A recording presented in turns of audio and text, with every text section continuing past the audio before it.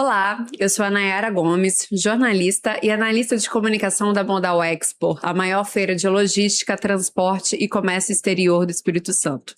Eu estou aqui com dois convidados, o Luiz Teixeira, que é presidente do Transcares, e o Roberto Amorim, que ele é diretor superintendente da Ecovias Capixaba, Grupo Ecorodovias.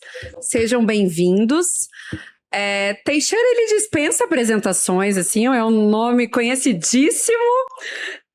O Roberto também, mas eu vou pedir para você se apresentar um pouquinho e contar um pouquinho da sua trajetória. Muito obrigado pelo convite, prazer estar aqui com você, com o Teixeira. Um momento, acho que muito legal, né? Numa feira tão importante aqui de logística, onde a gente tem a possibilidade de fazer negócios, mas também de trazer informações para quem está nos ouvindo. Eu sou Roberto Amorim, como você disse, estou como diretor desde 2002, final de 2022, desculpa, aqui na Ecovias. Nós passamos um processo aqui de devolução do contrato em 2022, foi bem nessa época que eu cheguei, e nós conseguimos, junto ao Ministério do Transporte, TCU, criar um modelo que fosse factível, uma matriz de risco que parasse em pé, e desde agosto de 2025 a gente está no novo momento da Ecovias, com obra andando, um novo contrato, novas obrigações aí, e já com menos de um ano dessa modernização, a gente já conseguiu, inclusive fazer entregas importantes de obra, aí, cerca de 12 quilômetros de duplicação, então com outros praticamente 80 quilômetros em andamento já. Mas cedo o Teixeira estava falando com otimismo dessa repactuação, não é? Isso. Boa tarde a todos, é uma satisfação, Nayara, estar com vocês, Roberto, que honra estarmos juntos nesse podcast para discutir as melhorias para o desenvolvimento econômico do Estado do Espírito Santo, que é um Estado relativamente pequeno, mas que vem sofrendo com estrutura rodoviária há muitos anos, né? E hoje a gente está, sem dúvida nenhuma, eu acho que virando essa página, né? Mesmo que homeopaticamente, mas virando essa página, que a gente passou dificuldades, né? Só o fato de a Eco 101 ter parado lá atrás nos trouxe um atraso, e isso anima muito o Estado quando a coisa está acontecendo, porque a Eco 101, quer queira, quer não queira, a BR 101, ela é fundamental para o Espírito Santo. Ela atravessa o Estado do Rio à Bahia, e passa sim o Sudeste com o Nordeste dentro do Espírito Santo. Então, ela duplicada salva vidas, ela duplicada cria desenvolvimento, ela duplicada atrai desenvolvimento econômico, indústrias, terminais logísticos e tudo que vale. Então, essa repactuação, a gente ficou muito feliz que aconteceu, porque se para e volta para uma licitação do zero, nós íamos estar ainda em estudos, em levantamentos e coisa que eu valha. Não, já está se trabalhando. Então, por isso, otimismo, Nayara. Foi muito bom isso. A gente torceu muito para essa repactuação e ela aconteceu. Então, acho que a gente vai colher mais rápido do que a gente precisa tanto. Aproveitando a sua fala, Teixeira, qual que é a importância, o senhor enquanto representante do Sindicato de Transportes, dessa 101 para o setor, para a economia do Espírito Santo?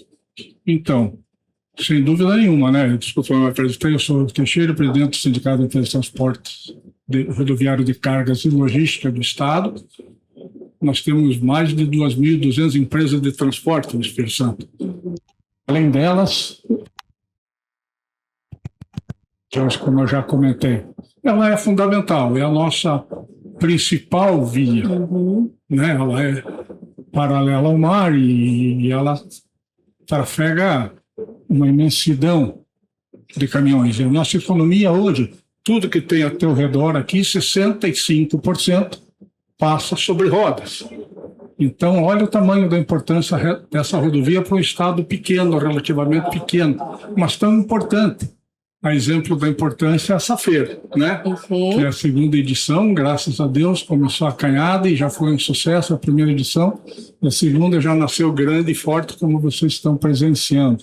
Então, não tem como o Espírito Santo não ser bem alimentado por fortes rodovias. A 101 é uma, a 262 é uma, a 259 e assim por diante. Então, está tudo sendo tratado. Hoje a coisa está saindo do papel.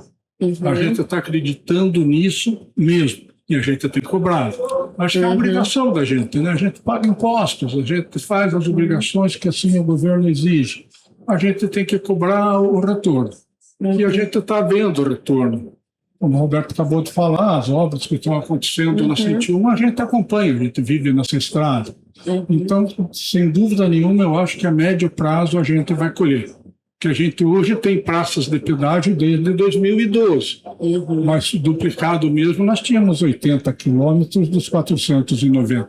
Hoje a gente está vendo obra em todo canto. Está vendo obra no norte, no centro, sul está muito bem, por sinal. E os desvios fantásticos que vêm agora, que foram recém-anunciados e já estão começando as obras.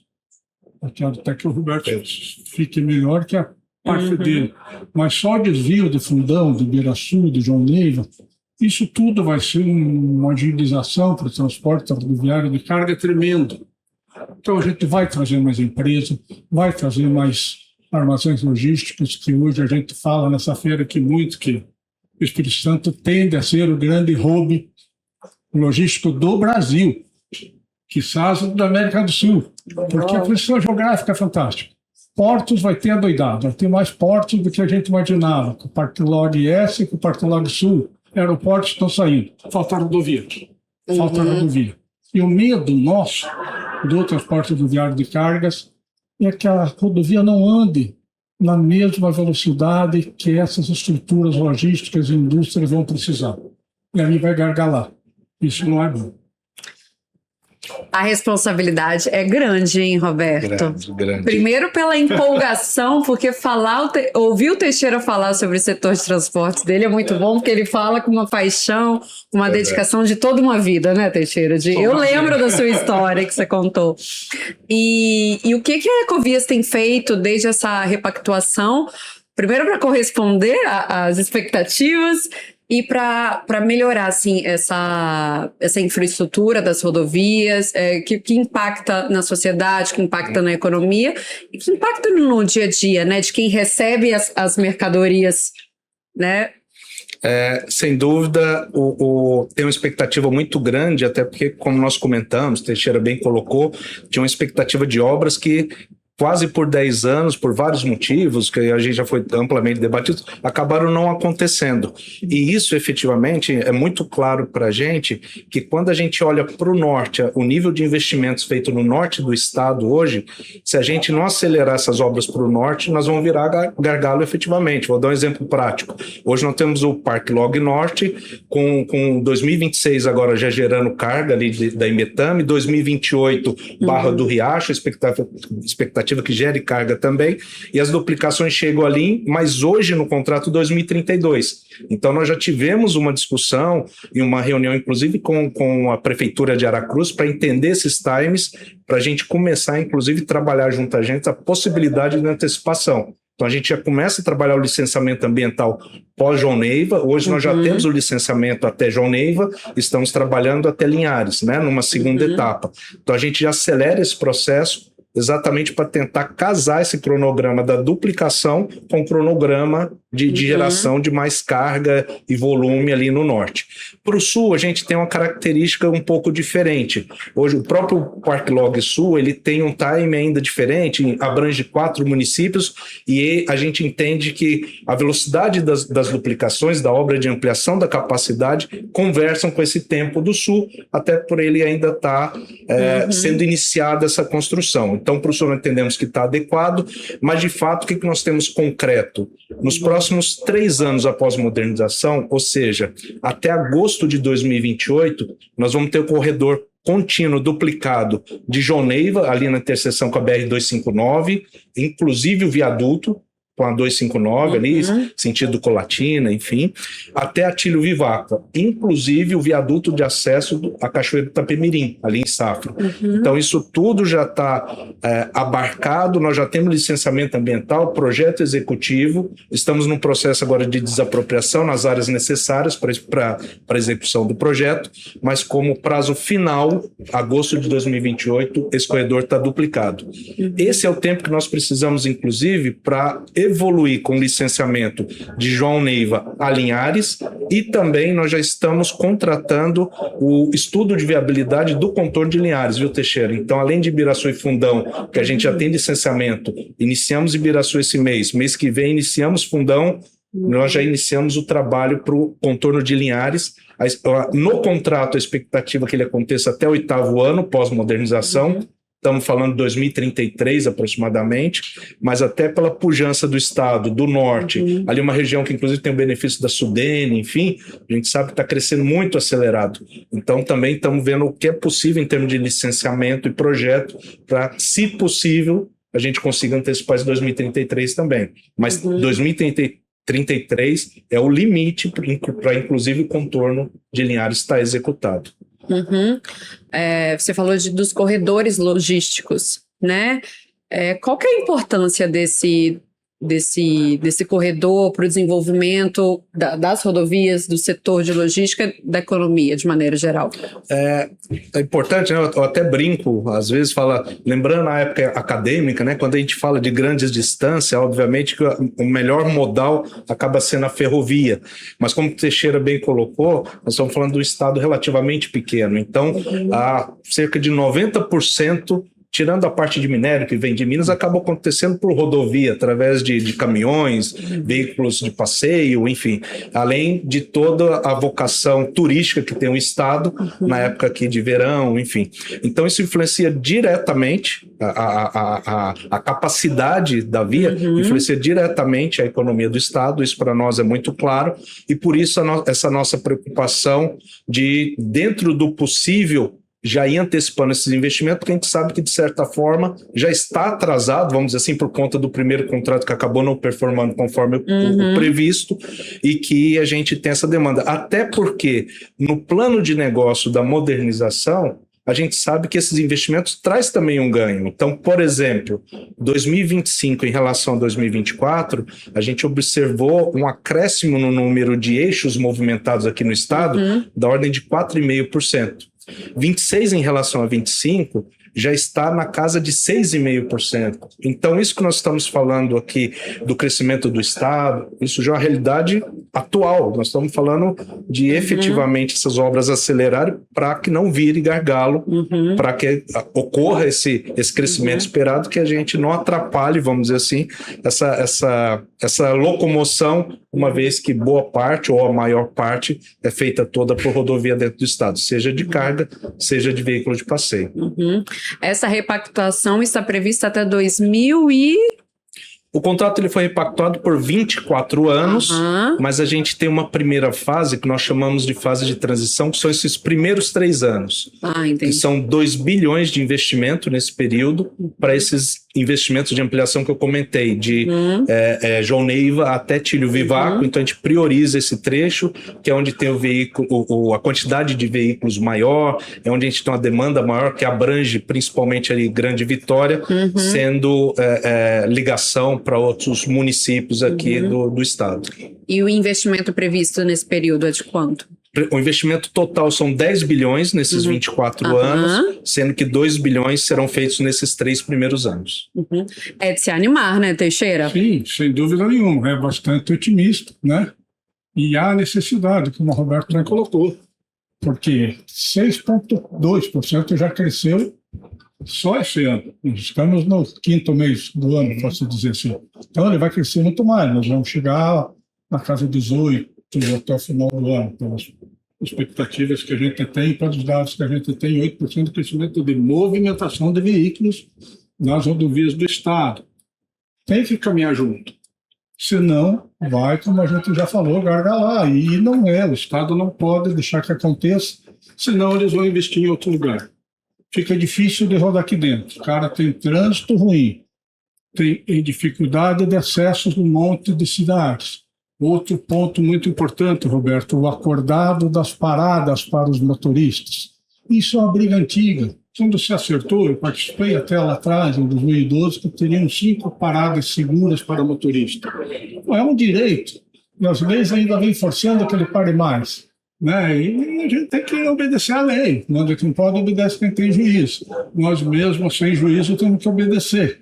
Mas temos que obedecer, senão somos multados. Não temos nenhuma parada no Estado hoje para o motorista ter segurança de dormir, de tomar seu banho, de ter uma qualidadezinha de vida na hora do seu descanso.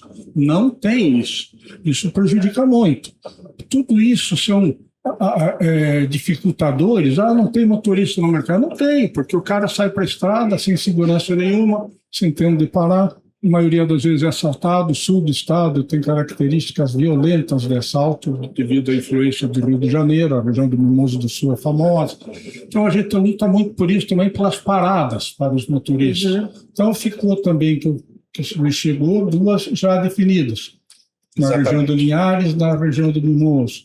Então tem 2 já para sair há um ano máximo de prazo. Isso já é um alívio para a gente colocar as carretas na estrada. Então todas essas coisas, se vierem caminhando junto com esse crescimento que graças a Deus está acontecendo, nesse ponto, Maera, o Espírito Santo é um ponto fora da curva. O Espírito Santo está andando diferente do Brasil. Ele está crescendo. Está crescendo e vai, por exemplo.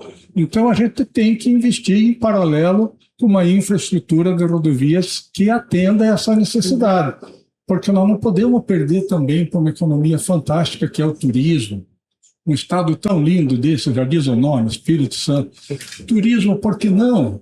Não tem nada mais bonito. Eu sou suspeito, vim para cá em 91, sou de Curitiba. No dia seguinte, a família não queria mais voltar. É um paraíso. E é mesmo, é lindo. Concordo. Mas não investe em turismo porque é difícil. O cara, para atravessar hoje do sul até o norte, é 5 horas. 6 horas. Eu ia de Vitória para Colatina em 2 horas. Ninguém faz hoje em menos de 3 horas e meia. Então, tudo isso tem que ser olhado, tem que ser cuidado, porque a economia cresce com o desenvolvimento, com o transporte de carga e com o turismo. O turista tem que ser tratado como um rei, ele traz dinheiro para a economia, ele deixa o dinheiro aqui. Então, a gente não está olhando para isso, né? A gente está um pouco deixando de lado. Na hora que o Estado também investir em turismo, nós seremos muito mais cobrados, né, Roberto? Nas vias e no cuidado e na segurança do transporte, né? Então a gente acredita muito a médio prazo nesses investimentos, que a gente vai colher amanhã. Posso aproveitar, Mara, só para trazer informações em cima desse comentário do Teixeira? Concordo totalmente, e dados aqui, Teixeira, as 2 paradas que você comenta já estão definidas em Atílio Viváqua, vai ser uma no sul, a 425 é o quilômetro ali, aproximadamente um pouquinho para baixo de Safra, e quilômetro 169 ali em Linhares.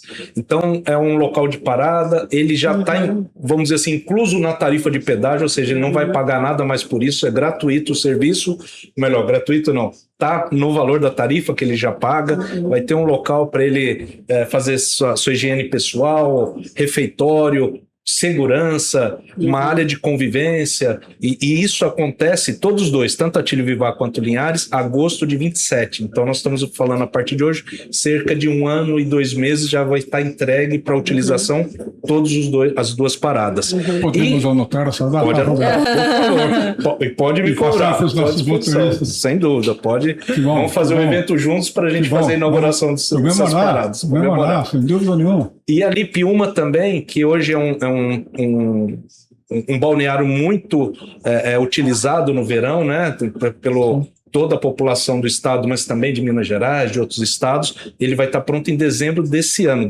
dezembro de 26, aquele viaduto de acesso a Piúma, inclusive a duplicação até o viaduto. Então ela continua e as pessoas vão poder utilizar já ali ainda no próximo verão. Ali naquele também, paradão, né? Bem em frente ao paradão, exatamente. Então ali vocês vão perceber que a gente já está fazendo as obras do viaduto e em dezembro desse ano ele vai estar disponível já para a população acessar Piúma por ele. No quesito segurança, há outros investimentos previstos também, outros pontos, outras novidades nessa repactuação? Sim, nós temos um grupo de estudo chamado Programa de Redução de Acidentes. Nós chamamos de PRA. Ele, inclusive, é uma obrigação contratual, todas as concessões federais têm, e ele serve exatamente para a gente discutir pontos onde temos indicadores de acidentes alto ou potenciais. Então, por exemplo, no sul do estado, ali, Capinha-Angola, né, até comentava com o Teixeira aqui antes de iniciar o podcast, a gente tem trecho, por exemplo, que tinha muito tombamento de carga. A gente percebeu ali que tinha algumas ações, por exemplo, balizador no meio da pista, reforçar a sinalização, colocar um redutor de velocidade para ali na descida o pessoal diminuir um pouco. Então, todas essas ações, elas acabam sendo eficazes, mas paliativo, vamos dizer assim. A duplicação agora chega para resolver definitivamente nesses pontos essa questão de segurança, e nesse ponto específico de Capinha-Angola, ali no sul do estado, inclusive a gente faz algumas correções de traçado. O que é isso? A gente pega aquela curva fechada da rodovia antiga, elimina e faz um traçado menos sinuoso, para evitar exatamente esse tipo de acidente, tombamento, enfim. Além disso, nós temos como obrigação contratual a implantação de pelo menos mais 170 câmeras. Estamos falando de uma cobertura do trecho de cerca de 70% através de câmera no nosso centro de controle. Então, isso, além das viaturas de tráfego, guincho, ambulância, a gente aumenta a velocidade de identificação de um sinistro para poder agir o quanto antes, dar apoio, além de todo esse trabalho que o PRA faz, que é preditivo para evitar o acidente. E boas notícias, não é? Boas notícias. Dá para se animar. Isso inibe também o humilhante, isso inibe também a invasão de bandidos de outros estados. Sendo estado seguro, o vagabundo desvia, o Espírito Santo vai para outro lugar. Até por questão de seguro, né, Teixeira? Acaba tendo um valor mais adequado por essa monitoração. Com muito mais economia. Verdade. Para finalizar, é a segunda vez que a Vports participa da Vports. Nossa, veio aqui. É a segunda vez que a Ecovias participa, né, da Modal Expo. Como que você analisa a participação na feira e como que avalia a feira, a importância da feira para toda essa transformação, esse foco, esse propósito de ser o principal hub logístico do Brasil? Eu acho que a feira veio exatamente consolidar isso, né? O ano passado nós tivemos aqui também na primeira edição, que já foi um sucesso, mas ainda a gente não sabia como ia ser, né? A gente tinha uma expectativa muito grande, mas nessa segunda edição acho que consolida a importância da feira como ambiente de negócios, um ambiente para network, mas também para que a gente tenha discussões técnicas em termos de logística, para a gente discutir efetivamente quais são os pontos necessários de desenvolvimento para o Estado e para que a gente tenha essa manutenção realmente do Estado na mais alta como diz, referência dentro do país. Então, hoje a gente o Grupo EcoRodovias tem 12 concessões. Então, na Ponte Rio-Niterói, nós temos a Rio Minas, que liga ali Minas ao Rio de Janeiro, Montes Claros, enfim, outras concessões em São Paulo.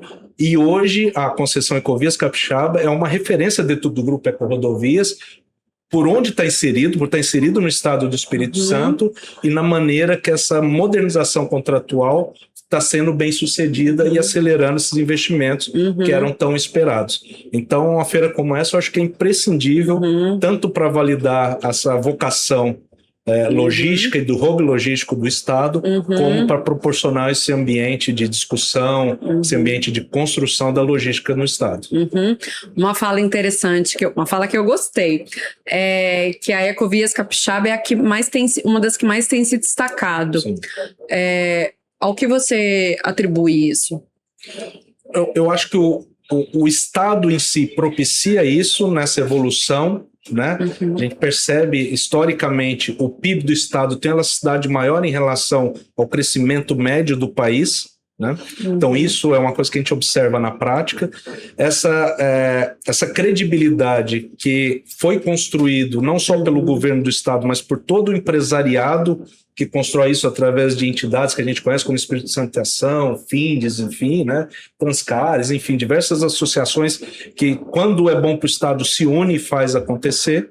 E por conta dessa construção efetiva que a gente percebe, como eu disse, e essa junção tanto da classe política quanto empresarial, quando faz sentido para o Estado e, vamos dizer assim, compra briga junto para que as coisas aconteçam, né? E eu acho que hoje o contrato modernizado da Ecovias Capixaba é um resultado de toda essa construção, de toda a sociedade capixaba. Concorda, Teixeira? Muito bem colocado essas suas palavras, Roberto, sem dúvida nenhuma. A gente está vivendo um bom momento, como já falamos há pouco. Então, o Espírito Santo é, sem dúvida nenhuma, um ponto fora da curva a nível do Brasil, né? Ele tem um crescente fantástico. O empresariado está acreditando, está todo mundo investindo. Então, o Espírito Santo não tem como dar um passo para trás agora. Ele está no caminho certo. E nós acreditamos muito nisso. Nós somos suspeitos em falar da Modal, porque era um sonho nosso lá atrás de montar uma feira de transporte. Transporte sozinho eu não ia conseguir fazer feira. Aí, falando com o Marcelo, não, vamos fazer. Falei, vamos fazer, vou convidar 2 amigos, o César do Sincades e o Sidmar do Sindex, toparam na hora. Então vamos envolver o governo, fomos procurar o secretário de Desenvolvimento Econômico. Chegamos que era o Ricardo Ferraz, nosso governador. Segunda frase, falamos para ele sobre a feira, estou dentro, pode fazer. Então tudo isso veio vindo, somando. Deus é Pai, coloca no caminho da gente alguns sonhos para se realizarem, e esse sonho se realizou. Com a primeira foi sucesso. A prova da primeira ter sido boa, ela ia nos dar credencial para montar a segunda. E está aí a segunda, a gente fica até emocionado de ver que deu muito certo. Né, Roberto? A gente está caminhando, par e passo, mão dada, empresariado e governo. Então não tem como um estado desse dar errado. Basta um ceder um pouco, outro ajudar aqui, outro ajudar ali, deixar o Estado crescer, desenvolver, como diz, deixa eu trabalhar, né? Eu quero trabalhar, o imposto que a gente paga nos dá retorno e pronto, cada um fazendo a sua parte. Estamos fazendo a nossa parte. Está a prova disso. O empresariado capixaba é de trabalhar, desenvolve. Nós estamos hoje, per capita, hoje o Espírito Santo é o maior estado em metro quadrado de armazenagem do Brasil, por número de habitantes. Isso é incrível para um estado geograficamente dos menores do país. Então, olha que bom. Serra, Viana, Cariacica, próprio Linhares, que está vindo e não para, esses portos monstruosos. A Ecovia é cheia de boas novidades, nos trazendo aí para médio prazo. Então, a gente está muito otimista, cada vez mais otimista. Ninguém segura o Espírito Santo. E pode acreditar que a Modal Expo vai ajudar muito nisso. Contem com a gente com isso. Agradeço a sua participação, Roberto. Agradeço a sua participação. Teixeira, eu fiz questão. Ele queria ir para a palestra. Eu falei, não, vem cá, a gente vai falar de qual é a rodovia. Você é fundamental. Que bom, obrigado. Nada. Bom, esse foi mais um episódio do podcast da Modal Expo, a maior feira de logística, transporte e comércio exterior do Espírito Santo. Obrigada.